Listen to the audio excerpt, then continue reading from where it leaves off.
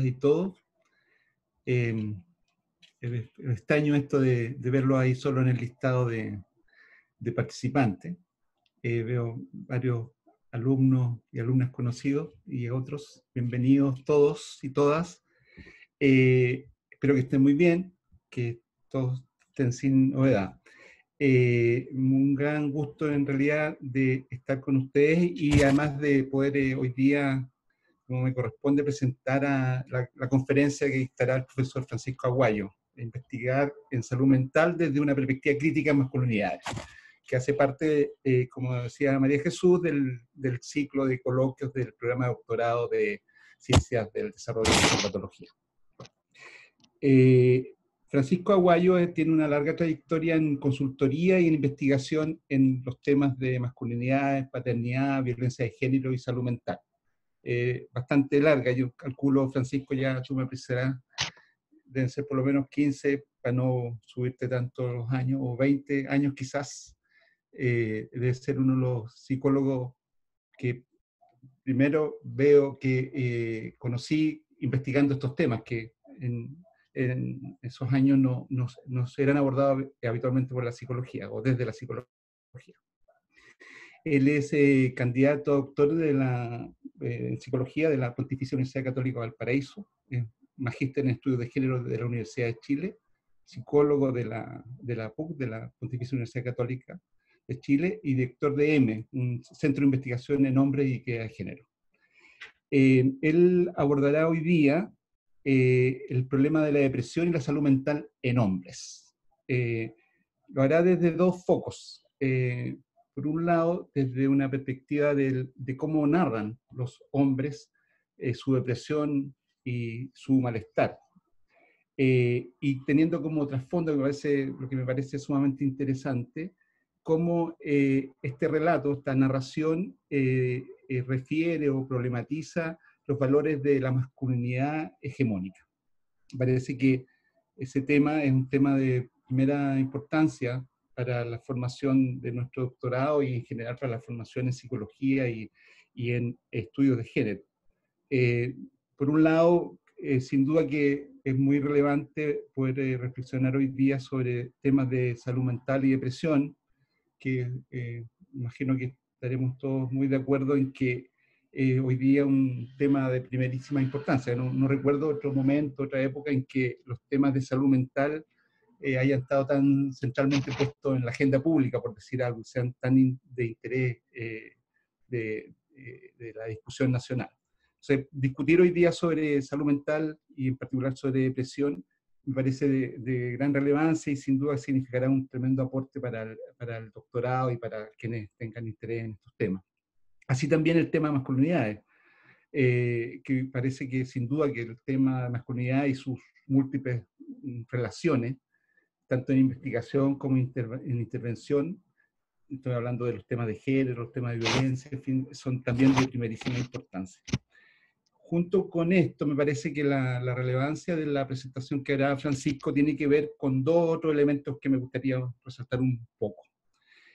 Por un lado, con el abordaje que hace del estudio de un fenómeno individual como es la depresión o la salud mental desde la perspectiva de las masculinidades. Me parece que, y la masculinidad hegemónica en particular, me parece que abordar un tema como la depresión desde esta perspectiva es una muy buena ejemplificación, y seguramente vamos a aprender mucho al trabajar con él. Es una muy buena ejemplificación de un abordaje multinivel, que es un tema que para a lo menos los participantes del doctorado, creo que alumnos y profesores, es muy identitario, digamos, es uno de los elementos que definen la aproximación que se desarrolla en el doctorado. Conocer lo que ha investigado Francisco sobre este tema, la depresión, visto desde la masculinidad hegemónica, me parece que va a ser sin duda que nos va a permitir ahondar en un ejemplo y una alternativa de abordaje de análisis multinivel de un fenómeno relevante como la depresión. Y en tercer lugar, me parece que es de primera importancia también el trabajo que nos presentará Francisco en relación al aporte que hace en cuanto a las metodologías. Él lo hace desde una metodología cualitativa. Me parece que es un tema en el cual tenemos mucho que avanzar, hay mucho que aprender y mucho que integrar en nuestros estudios. Creo que nuestra investigación y todo lo que realizamos en el doctorado se vería muy enriquecido en la medida que podamos integrar el enfoque cualitativo y desarrollar perspectivas más mixtas de abordaje. Y en particular, además, me parece, a mí me resulta muy interesante lo que nos presentará él respecto de una técnica específica que es los relatos de vida. Creo que conocer cómo él ha implementado, cómo ha puesto en uso los relatos de vida en la investigación que desarrolla, sin duda que enriquecerá nuestro arsenal o nuestras herramientas de investigación cualitativa. Así que, bienvenido, Francisco. Desde ya, muchas gracias por el aporte que harás con la presentación de tu investigación. Muchas gracias, Jaime, por tu presentación. Bueno, le agradezco mucho al doctorado por la invitación. Es un honor para mí poder estar hoy día con ustedes y compartir el avance de mi investigación sobre depresión masculina en Chile a través de un estudio cualitativo. Bueno, estamos en un contexto particular, además, donde el tema de la salud mental, a propósito de la pandemia y todos los cambios, todas las complejidades que hay en nuestras vidas, estamos muchos tensionados a propósito del tema de salud mental. Entonces, creo que es un momento oportuno para hablar sobre masculinidad y depresión. Bueno, creo que voy a hacerlo sin solamente con el video. La presentación la voy a ir mirando yo, después yo se las puedo compartir, pero creo que es mejor. Lo probé así el otro día y resultó bastante bien. Voy a presentar cerca de una media hora. Traje un material preparado que tiene que ver con el tema de la depresión masculina en general, contarles algo sobre el método, como comentaba Jaime, que está basado en un enfoque narrativo, en relatos de vida en particular, y después contarles un avance, mostrarles un avance a partir de 2 entrevistas cualitativas que realicé recientemente y que ya están analizadas. La presentación la titulé Investigar en salud mental desde una perspectiva crítica de masculinidades. Es importante comentar que en esta investigación a mí en particular me interesa mucho la audiencia del sector salud. Entonces, esto es importante mencionarlo porque parte del abordaje o el enfoque está orientado finalmente a esta audiencia y algo que podemos discutir después porque es una decisión. No obstante, me interesa conservar o mantener esta idea de que es un estudio cualitativo, es un estudio con perspectiva crítica y donde me interesa entender algunos elementos que son muy importantes en los estudios críticos, como por ejemplo el tema del poder, el tema de las relaciones, el tema del contexto social y el tema institucional. Y esto, la elección del método también tiene que ver con esto, porque me pareció un método apropiado justamente para capturar estas dimensiones del fenómeno. Bueno, como decía Jaime, un par de preguntas que para mí son importantes para comenzar esta presentación. ¿Cómo narran los hombres la depresión y su malestar? Y cómo la depresión tensiona los valores de la masculinidad hegemónica. Bueno, primero les voy a contar sobre la magnitud de la depresión. En el mundo se estima que cada año se deprime 4.4% de la población, esto es aproximadamente 322 millones de personas cada año.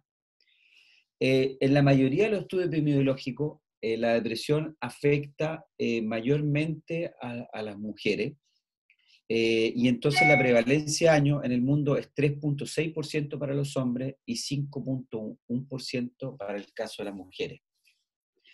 La depresión alcanza sus mayores prevalencias entre los 55 y los 74 años, según los estudios poblacionales, y en esas edades afecta a 7.5% de las mujeres y a 5.5% de los hombres. Entonces, eso es aproximadamente 1 de cada 20 hombres se va a deprimir en el mundo cada año.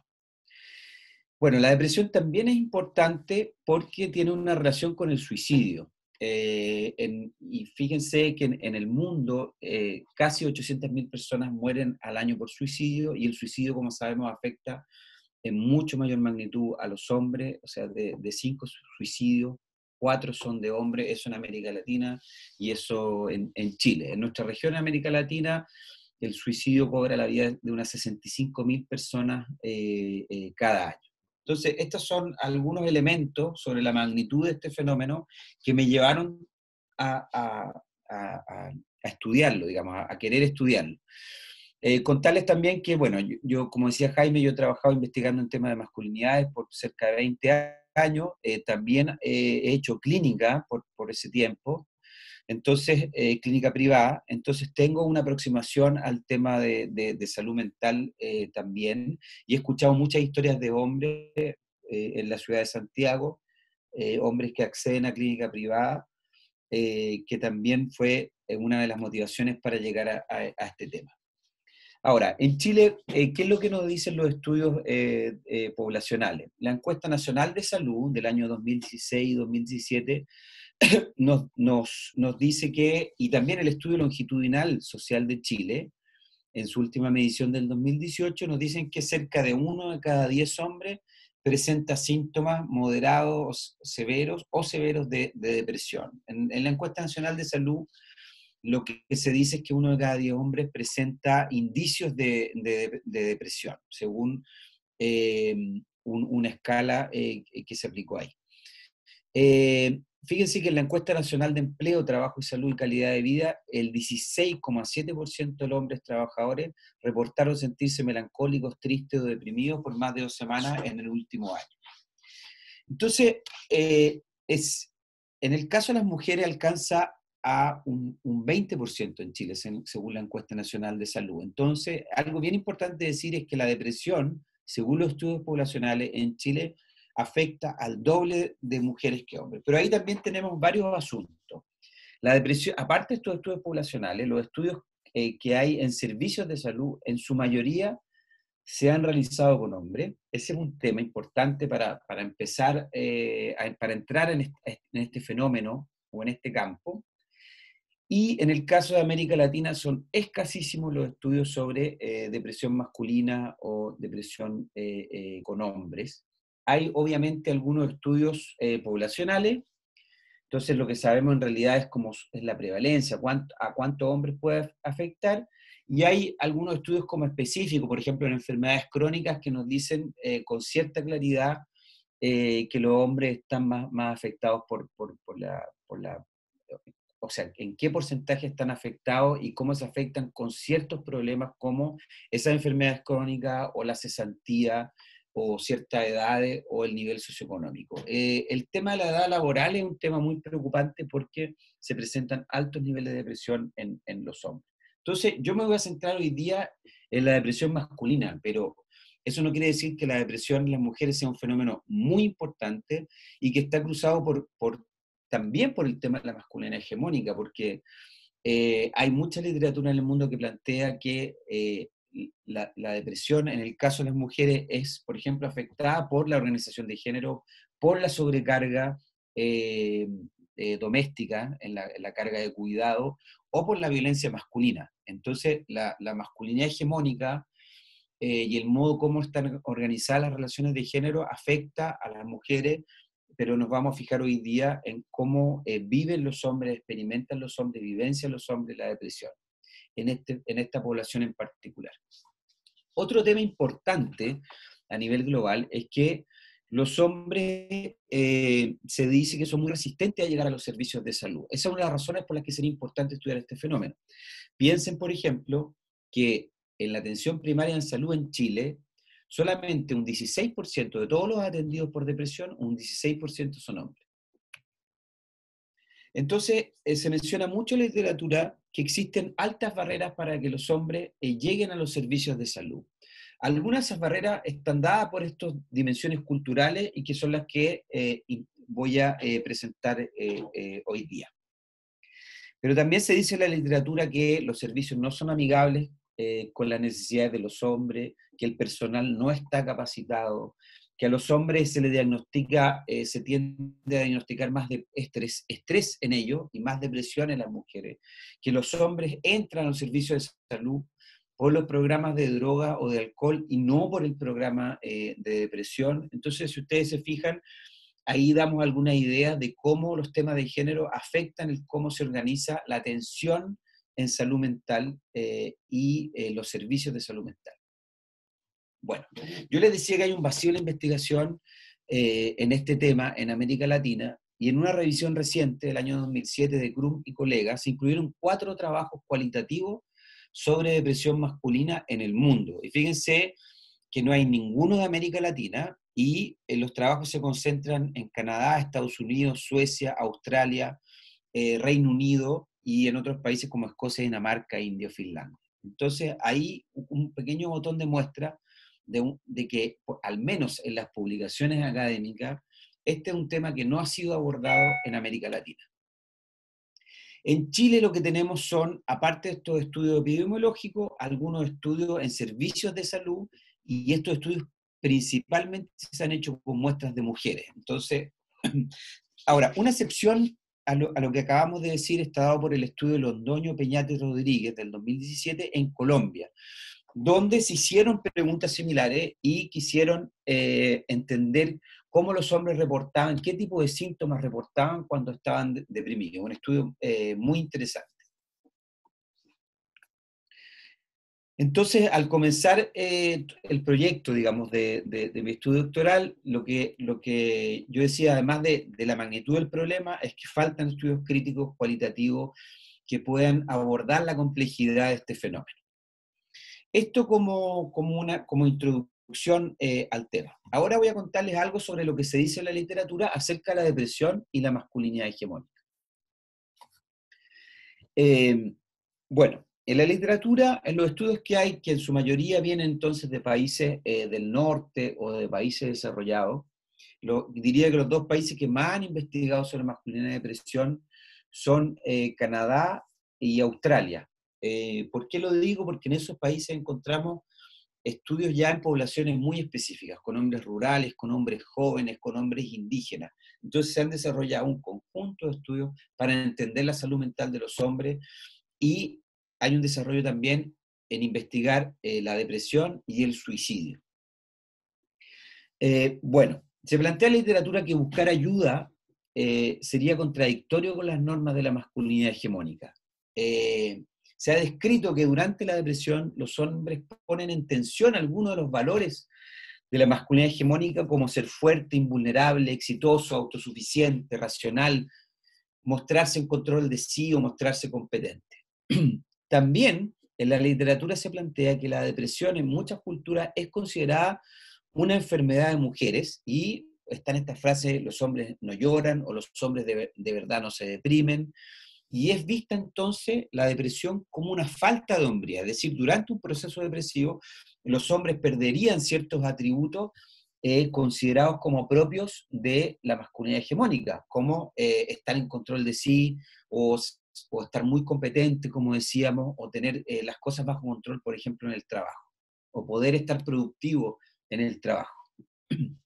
Entonces, hay consenso en la literatura que la masculinidad hegemónica definiría cómo los hombres identifican su malestar, leen su malestar, interpretan su malestar, y también si buscan o no ayuda y cómo enfrentan también un proceso depresivo. Algo que también se plantea muy usualmente en la literatura es que ciertas emociones, como la rabia, son consideradas más propiamente masculinas. Entonces muchos hombres, esto se ha encontrado en varios estudios, expresan su malestar o su depresión, uso de desánimo, con irritabilidad, con rabia, con enojo, con ira e incluso con violencia. También se habla en la literatura de síntomas como atípicos, es decir, que los hombres se deprimirían, a diferencia de las mujeres, además de esta expresión de la rabia que decíamos, con ciertos comportamientos, como volverse trabajólico o comportamiento de suicidio o refugiarse en el alcohol o en las drogas. Bueno, también se ha descrito en la literatura como hombres que sienten que tienen una masculinidad defectuosa, incompleta o alejada de la norma, eso puede llevar a depresión. También se ha descrito como durante un proceso depresivo los hombres sienten que pierden masculinidad, que pierden algunos de estos atributos asociados a la masculinidad hegemónica, a lo que debería ser un hombre en esa cultura determinada. Los hombres también sienten que en esos ámbitos ancla, donde está anclada la masculinidad hegemónica, como el rol proveedor o el trabajo, no pueden fallar, no deben fallar, sino que tienen que mantenerse, por ejemplo, como proveedor económico. Pensemos entonces en lo que puede ocurrir con la masculinidad hegemónica de todos esos hombres que durante la pandemia están sin trabajo o que han visto disminuido su ingreso gravemente. Podemos imaginar las implicancias de todo ello en términos de salud mental, por ejemplo, o también en otros temas, como en riesgo de violencia.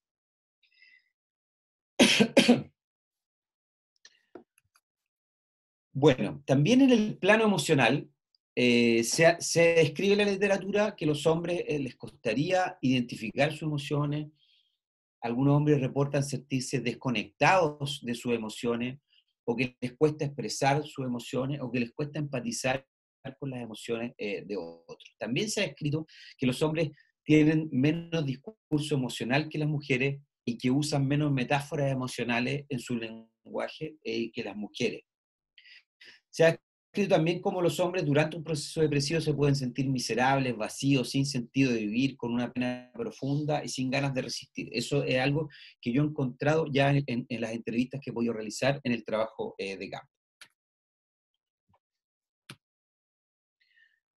Bueno, eso como introducción al tema de depresión y masculinidad hegemónica. Podríamos conversar mucho más de ello, pero para poder hacerles la presentación completa, voy a avanzar.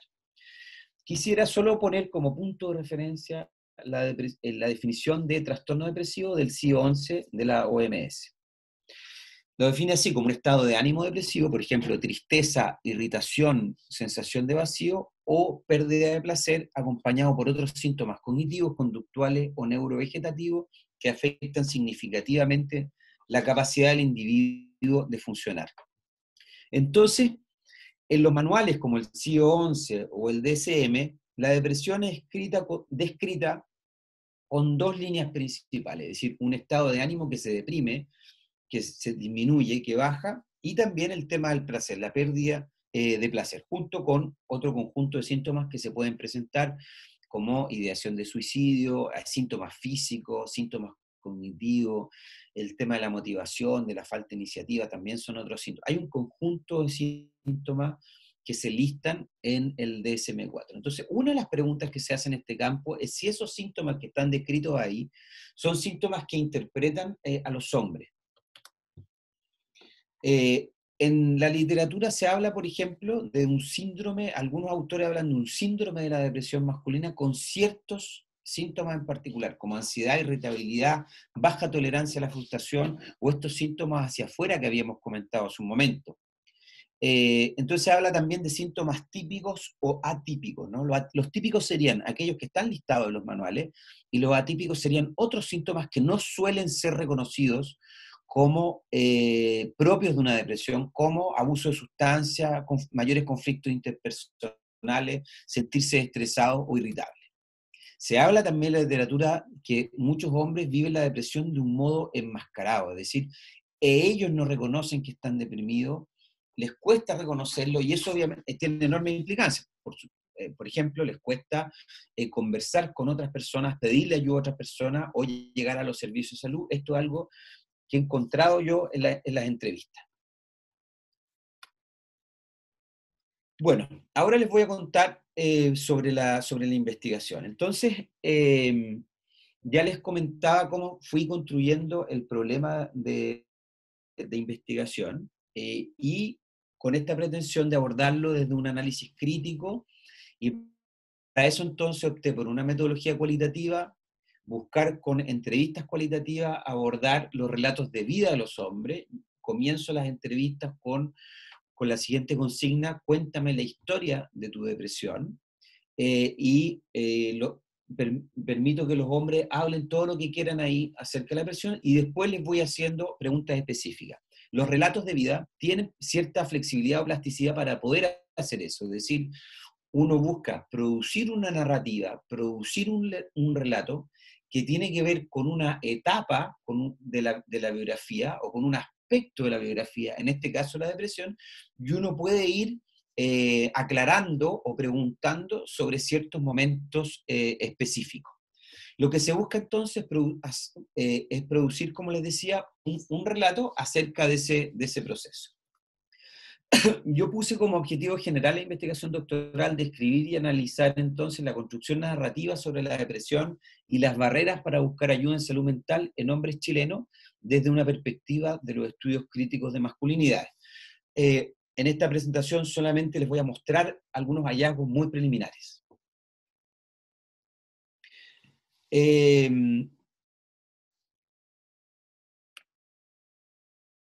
Bueno, en algunos autores en los cuales yo me basé para el tema de la narrativa son Brunner, son Yergen, porque estos autores son importantes por varias razones. Primero, porque abordan el tema de las narraciones. Segundo, porque les interesa cómo la identidad o el yo se construye narrativamente. Tercero, porque les interesan, teóricamente plantean que a partir de estas narrativas o narraciones podemos entender o llegar a entender procesos históricos sociales, cuestiones del contexto, y por eso entonces me anclé en estos dos autores. Pero para el relato de vida en particular, me basé en Berthaud y en Piña. Quien esté interesado en el relato de vida y en el enfoque biográfico, me pueden escribir después a mi correo y podemos seguir conversando.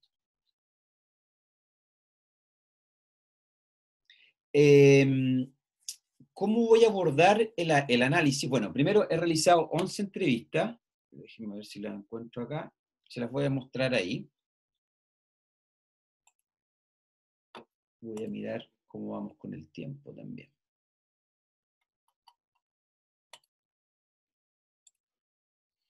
Ok.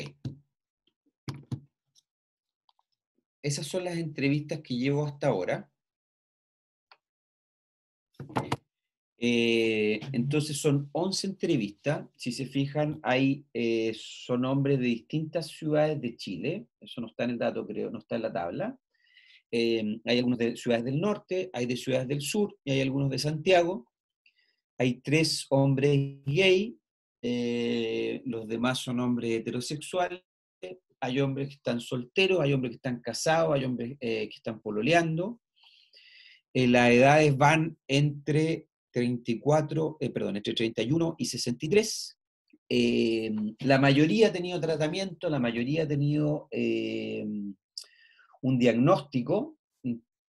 Eso, los diagnósticos es muy preliminar, y ahí ven las ocupaciones también. Les puedo transmitir que hasta ahora es una muestra de alta escolaridad, la mayoría son universitarios y la mayoría ha tenido tratamiento. Entonces, yo estoy en búsqueda de otros casos que ojalá no hayan tenido tratamiento y de distintos niveles socioeconómicos. Eso es algo que seguimos buscando. Me la jugué por una muestra lo más diversa posible, lo más heterogénea posible, y eso ha sido muy interesante porque eh, eh, son muy distintas las experiencias de depresión que he ido encontrando. Por ejemplo, depresiones muy episódicas, depresiones como reactiva o depresiones crónicas por muchos años. También algunas en respuesta a hechos específicos, otras inmotivadas, y bueno, con distintas complejidades también ahí. Ya les voy a mostrar algo sobre los datos en un momento más. Por ahora voy a salir de ahí.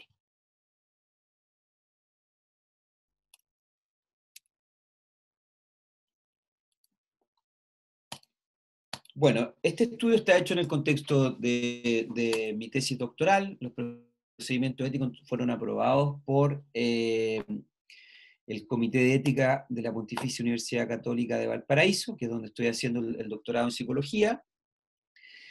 También contarles que algunas de las dimensiones que me interesa mirar en las narrativas son, por ejemplo, la secuencia de los relatos, sus cronologías, los hitos que van marcando los entrevistados, las etapas de vida, las motivaciones que ellos han tenido, digamos, o sea, lo que menciona en su narrativa como motores en su vida, las atribuciones de causalidad, por ejemplo, por qué piensan ellos que se deprimieron, si identifican eso, y también la adhesión a valores o órdenes morales, como dice Piña. Y también, como les mencionaba, algunas cuestiones inscritas en la teoría. Ya les hablaba de Brunner y de Yergen, pero también me estoy basando en Connell, que es la autora más citada a nivel internacional, una autora australiana, una mujer trans, y que fue quien acuñó la categoría de masculinidad hegemónica. Entonces, esas son, y ahí estoy mirando algunas cosas en particular, como los temas del poder o cómo se construye la masculinidad hegemónica o estos valores que veíamos que están asociados a la masculinidad hegemónica. Les voy a comentar ahora los títulos preliminares que le he puesto a algunos casos, a partir de lo que he encontrado. Después de cada caso hago un resumen del mismo, ese mismo día o al día siguiente, y estos son algunos de los títulos. Morí un poco por dentro, en otro caso hombre-máquina, otro no podía ser yo mismo, otro enmierdado, otro la depresión como compañera, otro el enajenado, otro la depresión está a la mano, otro estar en pelota, ¿no? Como estar desnudo, y otro que decía soy un alma triste. Para que nos vayamos como motivando o haciendo una idea de lo que de cómo ellos fueron mencionando, porque son la mayoría de ellos, de esas son frases de ellos, cómo fueron mencionando o nombrando su malestar depresivo. Les puedo comentar que hasta ahora, entonces, es una muestra bastante heterogénea, como decíamos, que he visto antecedentes muy diversos para la depresión, como abuso sexual, maltrato laboral, crisis en una o en varias áreas de la vida, como la pareja, el trabajo, la finanza, o rupturas de pareja, también procesos de enajenación en el trabajo o de estar desencajados con el trabajo, duelos, también han aparecido duelos. El tema de inseguridad o autoestima baja ha aparecido en varios casos. También la depresión asociada a enfermedades crónicas, procesos de cesantía, crisis de salud del padre, u otras pérdidas en la infancia o en la adolescencia. Entonces ahí nos hacemos una idea de qué antecedentes han ido mencionando los casos que yo he entrevistado hasta ahora. Yo me había planteado llegar a 16 casos, pero creo que voy a hacer más que eso. Y hasta ahora he hecho una entrevista por caso, pero está la puerta abierta para hacer una segunda entrevista en algunos de los casos que necesite profundizar, y también algunos de los entrevistados me han compartido algunos documentos que todavía yo no he analizado, como documentos médicos o cartas. Bueno, como les decía, casi todos los entrevistados han tenido psicoterapia, farmacoterapia con psiquiatra y un diagnóstico. En dos casos, los tratantes de la farmacoterapia fueron médicos generales en la APS, en el sistema público. Solo uno de los 11 entrevistados no ha tenido tratamiento. Y algunos de los diagnósticos son depresión mayor, distimia, síndrome afectivo estacional, trastorno ansioso depresivo y en dos casos depresión crónica. Les voy a mostrar ahí los síntomas, una primerísima clasificación de los síntomas que he ido encontrando hasta ahora. Como les digo, he analizado en profundidad solamente 2 de las entrevistas. Yo empecé el campo recién hace 2 meses. Pero ahí tenemos síntomas típicos, entonces, melancolía, angustia, pena, tristeza, angustia, baja autoestima, desmotivación, no tener objetivos, no ver sentido, sentir vacío, aislamiento, soledad, ansiedad. Y de los síntomas más atípicos, bueno, rabia, consumo excesivo de alcohol, consumo de droga, varios síntomas físicos, frustración, problemas sexuales. Muy una clasificación muy preliminar y muy discutible todavía. O sea, tendría que analizar toda la entrevista para estar como más seguro, pero creo que nos da una idea, les da una idea a ustedes también de lo que voy a encontrar.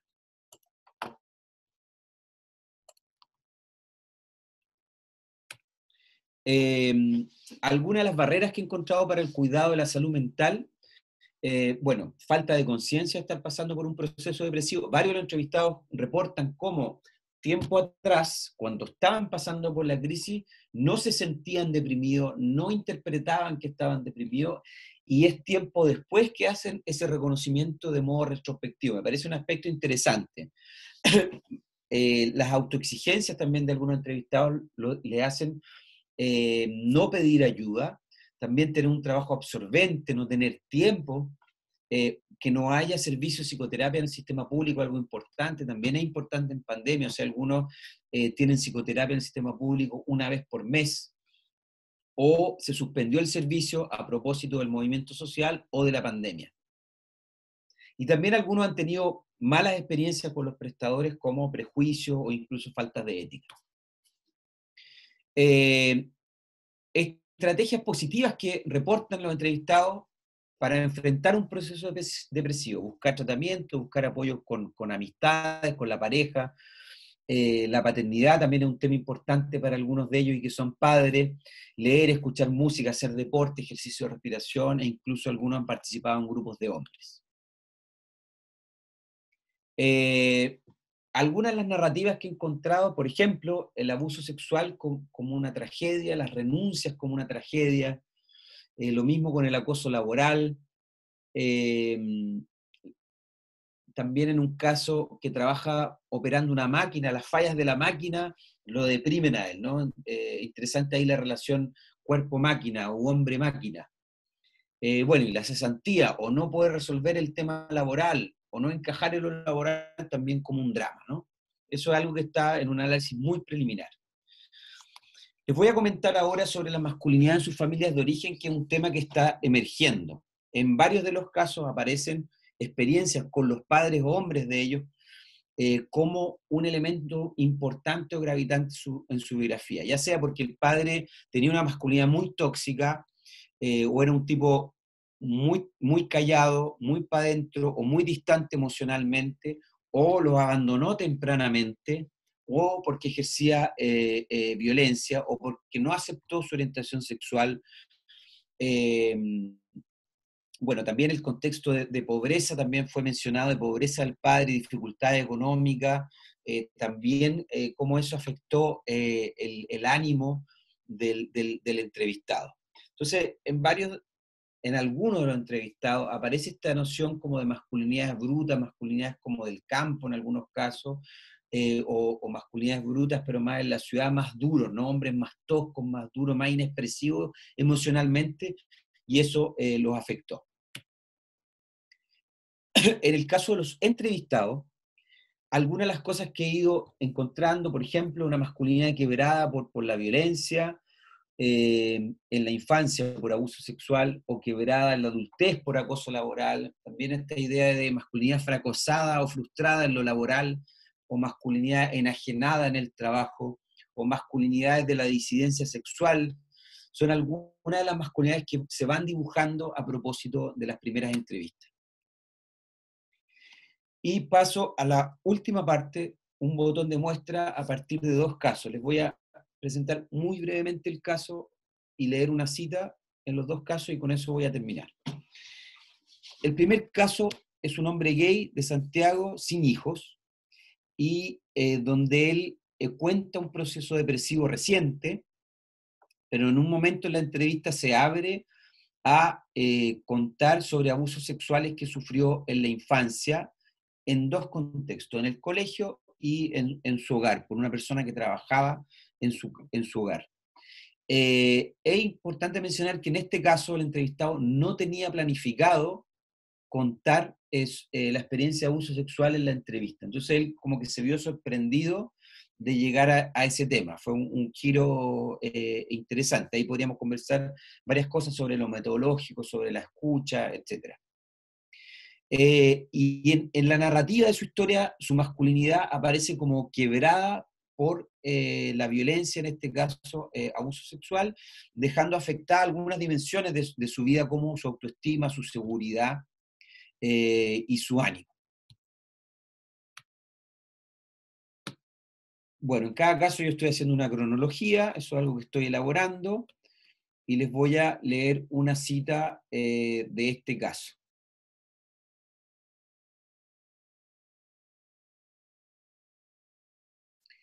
He tenido, dice este hombre de 30 y tantos años, he tenido una emocionalidad súper, cuando te mencionaba que me había asustado, la última vez que fui como rápidamente a ver a un psiquiatra porque tuve un bajón como muy profundo, era imposible negar que me estaba pasando algo emocionalmente. Había estado súper tranqui, había estado sí un poco como tirado al alcoholismo, digamos, mucha fiesta, mucha borrachera. Llevaba ese ritmo un tiempo bastante vivible y después un momento en que estaba trabajando, estaba muy tranquilo, pero las cosas dejaron de parecerme importantes o entretenidas o significativas. Me parecía todo como un poco plástico, artificial, mecánico, y me fui distanciando de las cosas de manera que incluso mis afectos, mi rutina, me parecían ajenas y difíciles de asociar a mi persona, ya como que eran parte de recuerdos donde funcionaba mi imagen, pero una imagen honda que yo ya no me podía reflejar, y ahí fue cuando me puse suicida, porque eso me produjo una profunda desolación, como una tristeza absoluta, como donde era muy difícil encontrar momentos de felicidad, reírme un rato, hacer nuevos ajustes en mi vida que me motivaran, como que me sacaran un poco de este hoyo. Así lo veía como muy oscuro. Y el segundo caso, tengo más citas, pero en honor al tiempo no se las voy a poder compartir ahora. El segundo caso es un hombre de unos 60 años, heterosexual, que tiene varios hijos y que su narrativa está centrada en una experiencia de acoso sexual, de acoso laboral y hostigamiento en el trabajo. Trabaja en el contexto escolar, por razones políticas llega una nueva directiva al colegio y empiezan a hostigarlo a él y a otras personas y logran finalmente que vayan tomando licencias o renunciando varios de sus compañeros de equipo. Es un proceso largo, donde él va a la mutual por salud mental, etc. Y en ese proceso, entonces él está con muchos síntomas, está deprimido. Además, en este caso, él relata otros procesos depresivos en su vida. Por ejemplo, en la universidad, relacionado a pobreza, también por un problema de salud de una hija.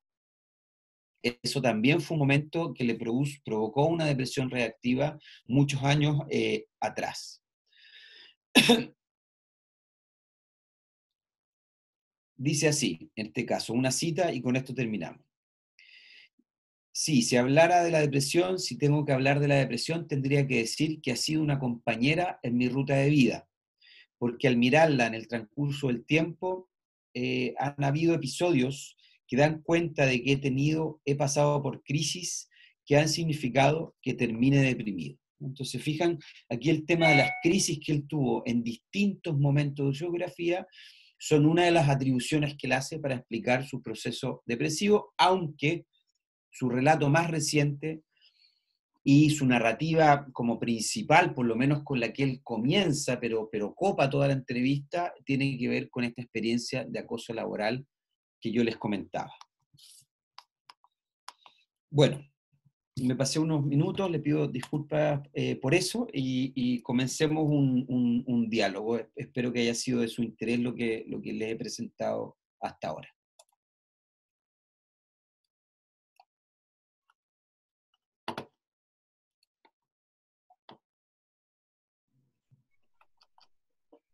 Francisco, hay algunas preguntas en el chat y hay otras en la sección de preguntas.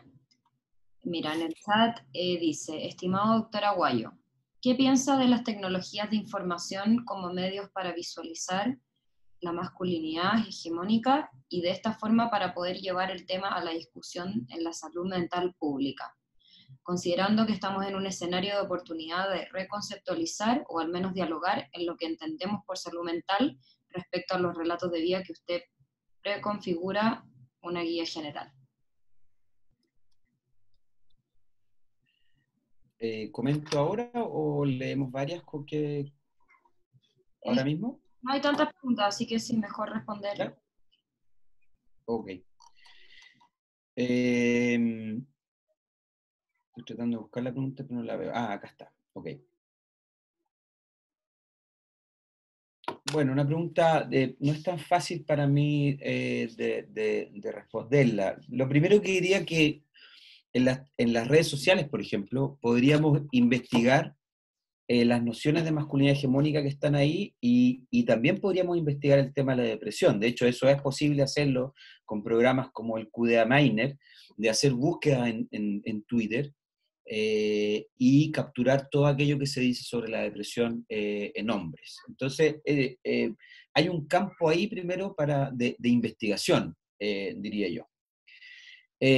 Luego, yo diría que hoy día se está hablando mucho sobre el tema de masculinidades y sobre paternidad, por ejemplo, en distintos ámbitos, en la universidad, en algunas revistas, en los periódicos. Eso es un fenómeno que no teníamos hace pocos años atrás. Entonces, también es un fenómeno interesante esto de que ahora hay más discurso, pero es algo que tenemos que mirar a propósito de masculinidad hegemónica con mucha precaución, porque, por ejemplo, en los estudios de paternidad lo que encontramos es que los hombres tienen mucho interés en participar más en su paternidad, mucho más discurso que antes acerca de la paternidad, pero en la práctica el tiempo que pasan cuidando es muy bajo en comparación con el de las mujeres, y es incluso más bajo en el caso de esas parejas heterosexuales donde los dos trabajan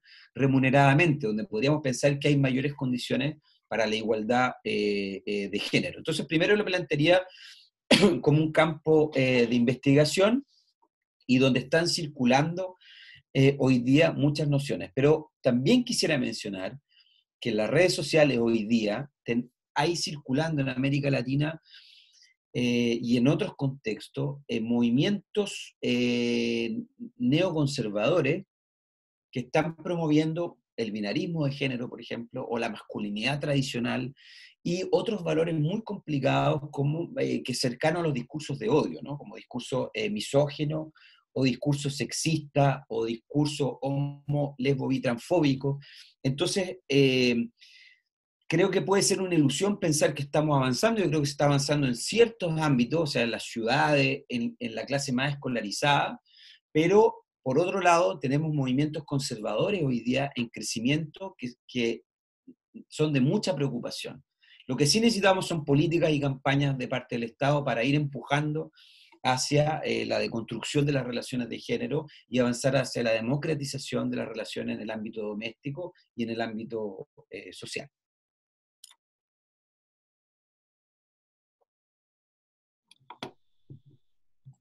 Súper. Ahí mismo en el chat hay algunos comentarios, no son bien preguntas.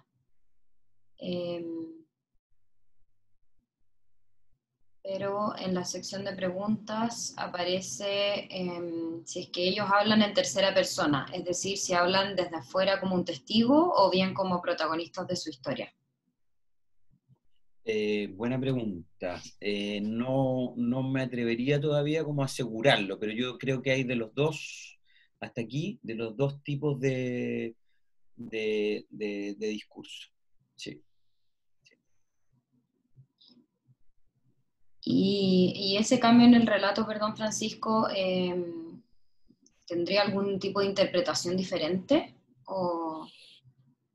Es algo que no he pensado todavía, pero sí, bueno, a partir de mi experiencia clínica, o sea, a veces hay discursos que son mucho más distantes como de la experiencia, ¿no? Entonces, en lugar del testigo que menciona la persona que hace el comentario, claro, a veces están los hombres como observando su vida de afuera u observando con cierta distancia, y entonces no se les dificulta tomar contacto con sus emociones o con lo que están sintiendo o con su experiencia corporal, por ejemplo, y emocional. o se les dificulta tener empatía consigo mismo, con los procesos, con el malestar que están viviendo, por ejemplo. Entonces, a veces los trabajos psicoterapéuticos justamente lo que se busca es atenuar esa brecha y que la persona esté más conectada, más encarnada, y de esta manera tome más protagonismo de aquello que le pasa. Y entonces, por cierto, en la narrativa eso se puede expresar. Lo que pasa es que todavía no es algo que yo haya analizado en estos casos en particular. Y hay otra pregunta que dice, ¿de qué manera el miedo en la infancia afecta a la adultez en los hombres en cuanto a la conducta depresiva? ¿De qué manera, se fue el audio ahí? ¿De qué manera quién? El miedo. ¿El miedo? Sí, en la infancia afecta a la adultez en cuanto a la conducta depresiva. Lo que yo me atrevería a decir hasta ahora, digamos, con los casos, es que en algunos casos la depresión aparece como problema, como fenómeno en la adultez. Pero en otros casos encontramos raíces muy claras de los procesos depresivos que tienen en distintos momentos de la vida con experiencias de la infancia, como ese caso de abuso sexual que yo les comentaba, como abandono del padre o haber sido víctima o testigos de violencia del padre. Y en otros casos, otro caso que recuerdo ahora, se reporta soledad, mucha soledad e inseguridad desde la infancia. Entonces, yo sé que me preguntas por el miedo, pero yo lo vería como más general todavía. Haría por ahora este planteamiento general de que en algunas depresiones encontramos raíces o antecedentes muy claros ya en la infancia. Jaime. ¿Puedo hacerle una pregunta? A ver, el tema de los mandatos hegemónicos y la depresión, te lo agradezco, me queda muy claro, y tus datos son súper potentes en ese sentido, y es bien. Pero también aparece en tu planteamiento, y a propósito de la referencia a Gergen, una serie de elementos que tienen que ver como con los órdenes sociales. Esta idea de Gergen de las vicisitudes sociales, que ahí radicaría el sentido del conocimiento, las narraciones, los relatos. Referiría más que al objeto, más bien a las relaciones sociales en donde esto emerge. Entonces, tú haces varias referencias a temas como acceso a servicios, oferta, políticas de igualdad de género, el tema del trabajo, por ejemplo, me impresiona, como me parece en tu relato, acoso laboral, sobreexigencia, personas que son trabajólicas, en fin. Entonces, te pregunto, sé que no es el foco principal, tu foco principal de investigación está en los relatos hegemónicos o los mandatos, pero dado tu casuística, digamos, lo que ha ido emergiendo en tu investigación, ¿qué piensas tú de este otro aspecto, que podríamos llamarlo de relaciones sociales, de vínculos, de organización social, y la depresión en los hombres? Bueno, muy interesante la pregunta. Es algo que sí me interesa, digamos, pero como estoy empezando el proceso de análisis, todavía no está del todo claro, pero sí algo que ya voy codificando.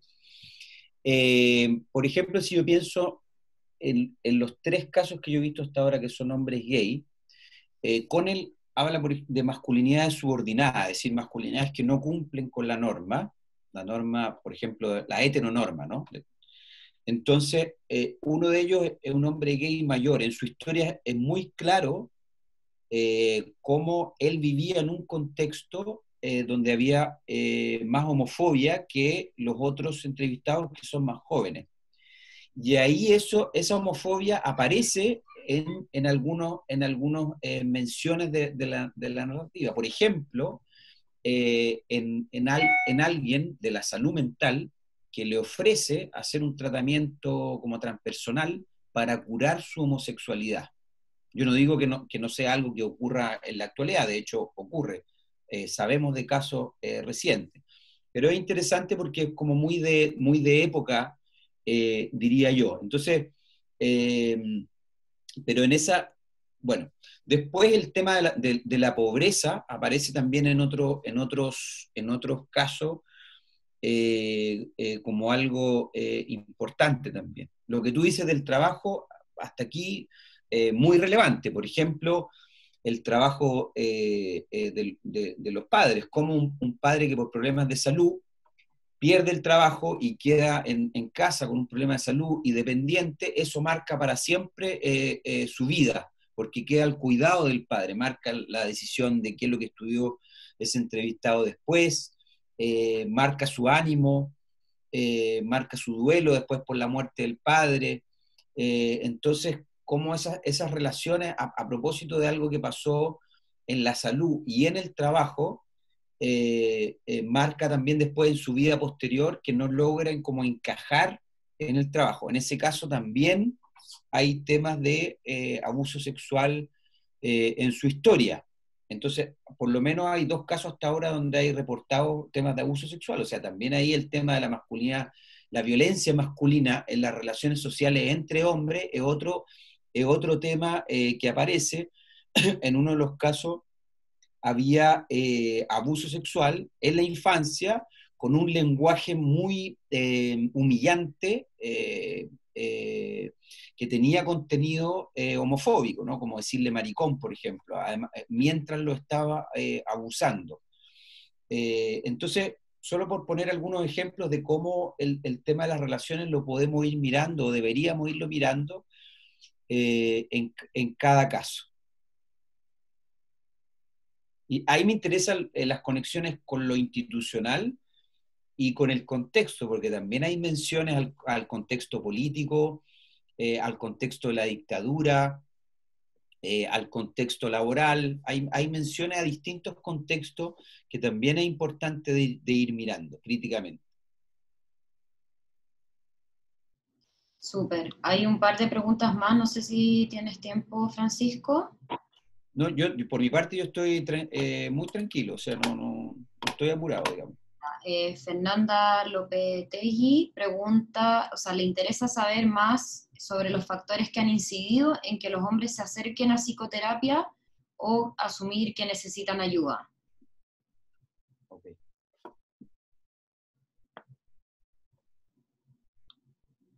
Y también quizás relacionado, Lorena Suárez pregunta sobre la sintomatología asociada al consumo de drogas y alcohol asociada a la depresión. Muy interesantes las dos preguntas.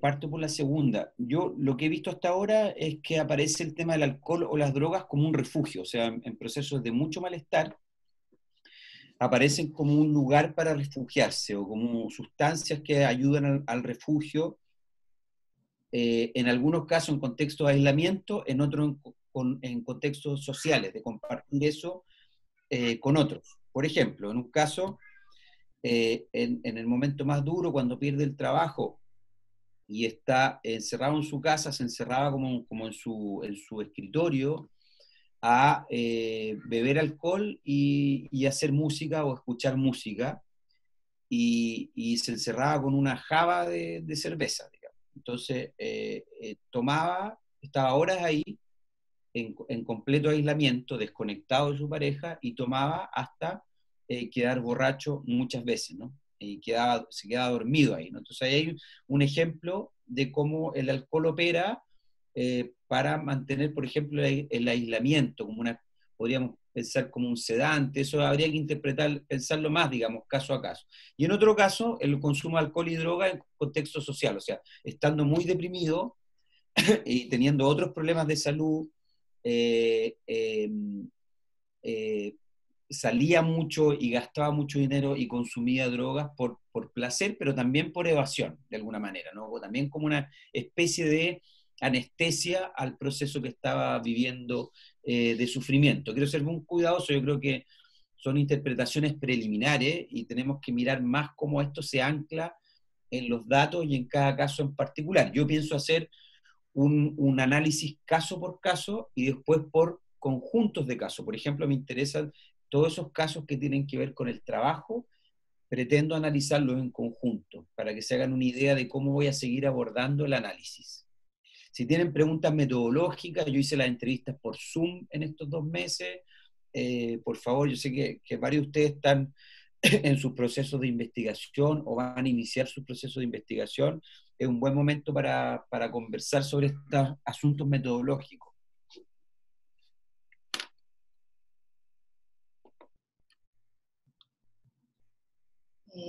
También pregunta María Eugenia González si desde la perspectiva emocional, ¿cuál sería la emoción predominante y cómo afectaría al hombre con depresión? Yo lo que diría hasta ahora es que hay un caleidoscopio de emociones, o sea,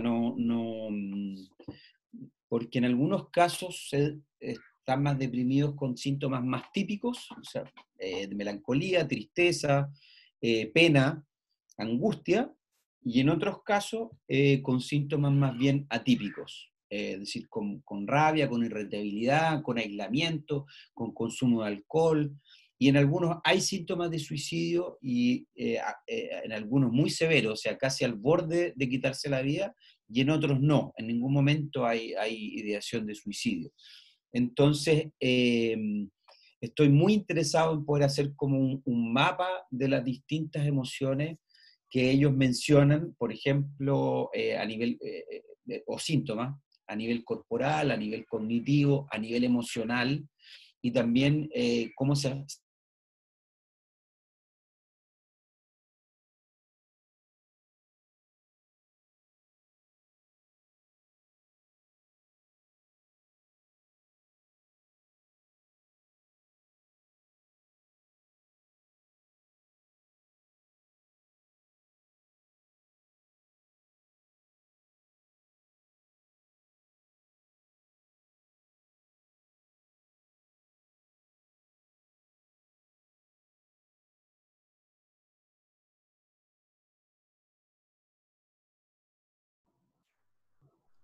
Se quedó pegado, parece, si me pueden decir.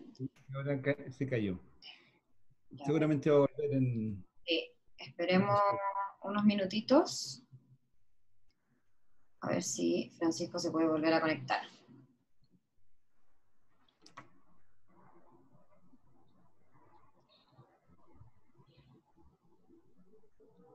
Son cosas que pasan en estas plataformas. Tienen mucha experiencia en esto. Sí. De A veces se caen, pero después retoman el internet y vuelven a entrar por el mismo link. Me está escribiendo, dice que sí, sí, vuelve al tiro. Ya, súper, esperémoslo. Yo encuentro muy interesante lo que decía recién de los temas metodológicos, ¿ah? Que dado que hay un porcentaje importante, por lo menos de alumnos del doctorado que están en pleno proceso de investigación, creo que es una muy buena oportunidad de preguntar temas que más incluso transmétodo. ¿Ah? A mí me hizo mucho sentido esto que él decía de la escucha, el poner foco en la escucha. Podrían haber temas de preguntas por ahí, o esto que planteaba el de caso y tipos de casos. También me dan ganas de preguntarle. Quizás nos ayuda. Así que los invito a que pudiéramos hacer algunas preguntas metodológicas, puede ayudar.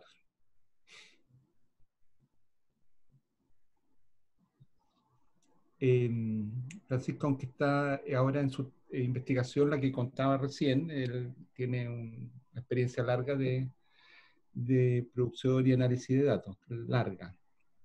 Esta es una de sus investigaciones, así que tiene mucha experiencia.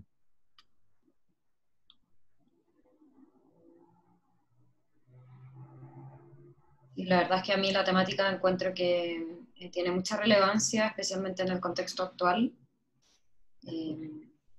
Creo que está bien como latente la temática del tema de género en general, entonces creo que es importante como tener discusiones y, bueno, coloquios que también apunten a esta perspectiva de género, a las diferencias, a las similitudes, que son al final las temáticas de salud mental, afectan a todos independientemente del género. Quizás de forma Sí. diferenciada en algunos niveles, pero pero los afecta a todos.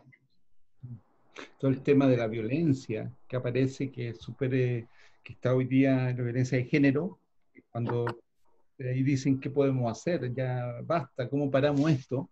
Creo que aquí hay una línea, estábamos comentando, Francisco, sobre Rivete y de la relevancia de tu trabajo, y parecía el tema de la desigualdad de género, la violencia, como temas que le dan mucha relevancia a tu trabajo.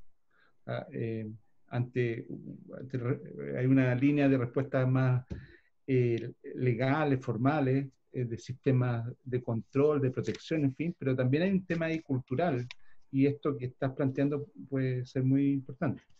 Y lo otro que comentaba también es de la importancia de los temas metodológicos, pero era solo para mientras te esperábamos, así que dale. Disculpe, que la tecnología a veces pasan estas cosas.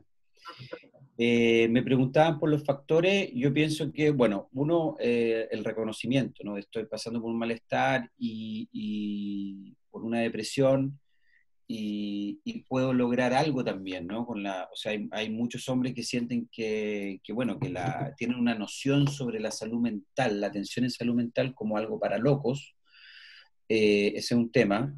Entonces, si yo tengo amigos que han ido a terapia y eso le da resultados y me recomiendan ir a terapia, eso también puede ayudar. Entonces, la disposición para buscar tratamiento también va a ser una cosa importante. Pero por supuesto el reconocimiento es clave. O sea, como les comentaba, o sea, algunos hombres no lo vieron y pasaron mucho tiempo sin buscar ayuda, y buscaron ayuda finalmente porque lo perdieron todo. Hay uno que perdió la pareja, perdió un departamento, perdió el trabajo, y después de muchas pérdidas, o sea, una crisis muy aguda, es que busca ayuda. Entonces, y bueno, la disponibilidad de los servicios, la sensibilidad de los servicios también son cosas importantes. Ahí les cuento, por ejemplo, que en Costa Rica hay grupos de hombres, hay una ONG que se llama Instituto WEM, que tiene grupos de hombres abiertos para cualquier problema de salud mental. Pueden llegar por temas de violencia, por temas de autoestima, por ejercicio de violencia, por victimización por violencia, por crisis de todo tipo, por estrés, por depresión, etc. Entonces, es un grupo abierto, se hacen usualmente en lugares como centros sociales o en los municipios, lo dirigen facilitadores. Yo he estado ahí observando varios grupos, algunos grupos con 70 personas, y trabajan con una mezcla pero con alguien que cuente su historia ese día, y los demás que tienen un tema parecido cuentan la resonancia y se trabaja algo con psicodrama. Entonces, ahí hay mucha disponibilidad de servicios. O sea, si hay un hombre que tiene necesidad, tiene línea telefónica, hay una línea telefónica de atención para hombres, o sea, un lugar al cual puede llamar si está en crisis, si tiene malestar, si tiene necesidad, y además puede ir a uno de estos grupos. Entonces también ahí hay otro tema, ¿no? Necesitamos líneas de atención telefónica para hombres, porque han sido una muy buena experiencia en los países donde hay, por ejemplo, para prevenir el suicidio o para prevenir perpetración, ¿ya? Y necesitamos lugares donde poder derivar a los hombres o donde los hombres puedan acudir. Entonces, bueno, en Chile la salud mental privada es muy cara, y en la salud pública no es fácil. Como veíamos ahí, solamente un 16% de los atendidos son hombres. Entonces también hay problemas de disponibilidad de los servicios, hay problemas de acceso y hay fuertes problemas culturales, ¿no? Sí, de hecho habían dos preguntas en la sección de preguntas orientada a eso, si es que había alguna red en donde los hombres pudiesen compartir esta experiencia o más bien lo vivían como de forma privada. Yo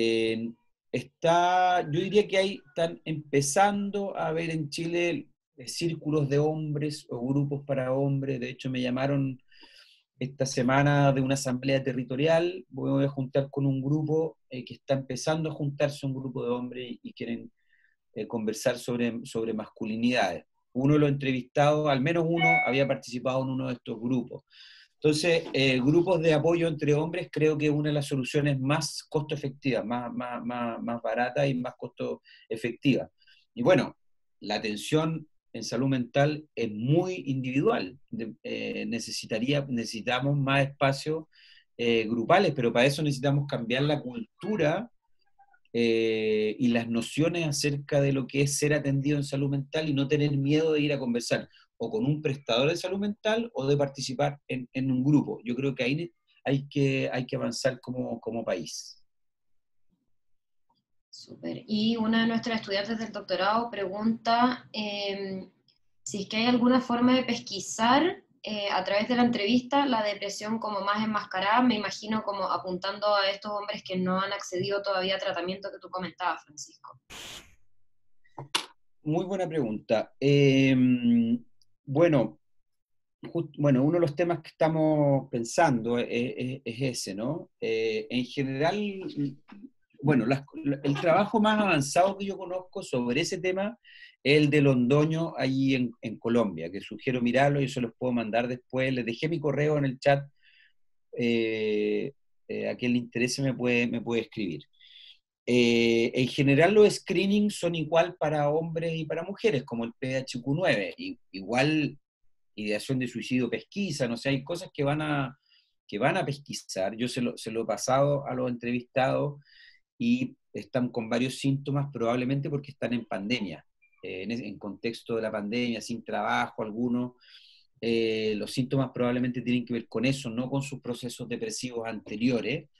Entonces no sé qué utilidad le voy a dar finalmente, pero por lo menos me permite ver que algunos de ellos tienen síntomas en el momento actual.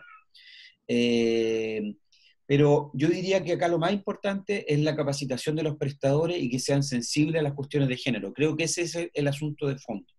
Que haya capacitación en temas de género y sensibilidad o sea, el tema acá de sensibilidad de los servicios, que los servicios sean amigables con los hombres, con la población masculina, y sensibles para poder captar las señales o los síntomas, en el caso de los hombres, es lo más importante, creo yo.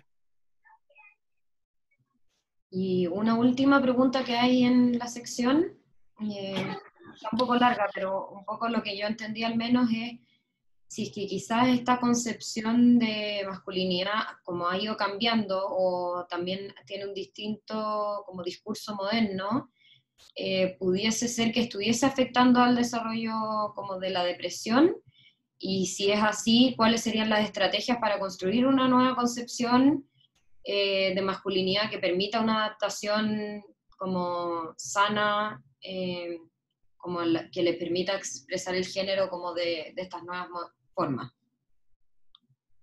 Se me hace muy interesante la pregunta. Plantearía más bien como inquietudes o preguntas sobre eso. Primero, en muchos seminarios se habla de nuevas masculinidades, y me parece una categoría muy anodina, muy insípida, no captura bien el sentido de eso. Entonces, también se ha hablado mucho en la literatura latinoamericana sobre los estudios de masculinidades, de la crisis de la masculinidad. Entonces, ha sido una categoría importante pensar que esta idea del modelo hegemónico, los mandatos tradicionales de masculinidad hegemónica, entraron en crisis, y es bastante cierto por la presión, por ejemplo, por los cambios que ha habido en el orden de género. Entonces, por ejemplo, el control reproductivo, la fuerte entrada de las mujeres al mundo del trabajo, familias más pequeñas, con pocos hijos ahora, mujeres más empoderadas en sus derechos, más recientemente el movimiento del Ni Una Menos, el Me Too, etc.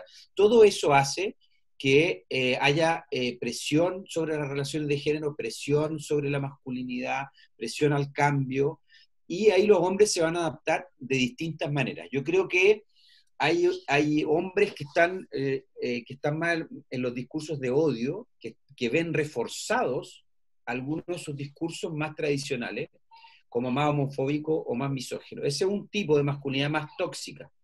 Hay hombres que responden con violencia al empoderamiento de las mujeres. Hay otros hombres que están respondiendo, podemos usar ahí una categoría que también se usa en la literatura de masculinidades, con masculinidades más híbridas, es decir, van haciendo acomodos, es decir, pueden dar una apariencia de tener una masculinidad más equitativa, más igualitaria en la casa, pero conservando elementos de la masculinidad hegemónica, como el hombre es la autoridad, el hombre es del trabajo, el hombre tiene que ser el proveedor, o el hombre maneja o controla el poder o las decisiones.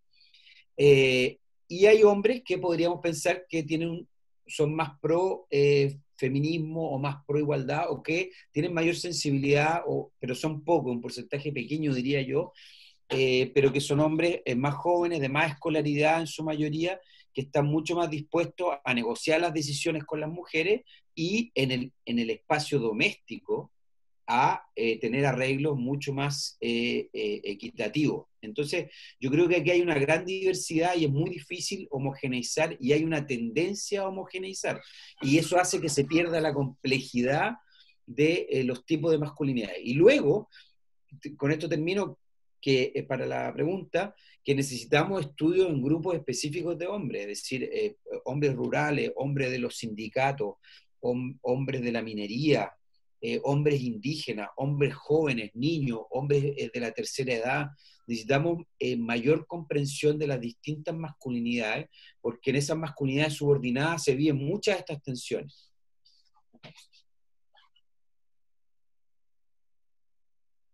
Súper, muchas gracias Francisco por tu participación. Creo que la temática es súper interesante y da para mucha discusión. Y también agradecemos que hayas dejado tu correo, así las personas te contactan también si es que tienen alguna duda específica. Eso, agradecerle a todos su participación hoy. Gracias también, Jaime, por conectarte y acompañarnos durante el coloquio. Y no sé si quieren decir algo más para cerrar. Francisco. ¿A mí? Sí. No, simplemente agradecer muchísimo la invitación al doctorado, a Jaime, a Daniela, a María Jesús, y bueno, contarles que un momento muy desafiante para mí, porque estoy iniciando el estudio hace muy poco, pero estoy totalmente inmerso en él, y tener la posibilidad de compartir con usted y de presentar un avance, aunque sea preliminar, es un momento muy rico, por ejemplo, a la hora de saber sus preguntas y sus comentarios, porque me ayuda mucho para entender cómo se va escuchando lo que vamos planteando. Así que muy agradecido, y también súper disponible. Si quieren tomar contacto conmigo, por favor me escriben al correo, y seguimos conversando. O a través de Jaime también me pueden ubicar. Bien, muchas gracias. Gracias a todos. Que les vaya muy bien. Suerte. Gracias, Francisco.